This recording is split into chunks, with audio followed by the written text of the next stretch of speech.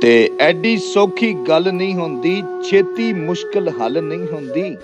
सुबह दी आस न लैके आवी, सोहनिया साडे वल नहीं होंदी।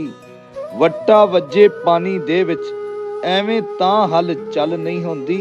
शाम हिजर दी आ जावे तां, ए जी शाम ढल नहीं होंदी। साडी की तबीयत रब्बा, नाल किसे दे रल नहीं होंदी।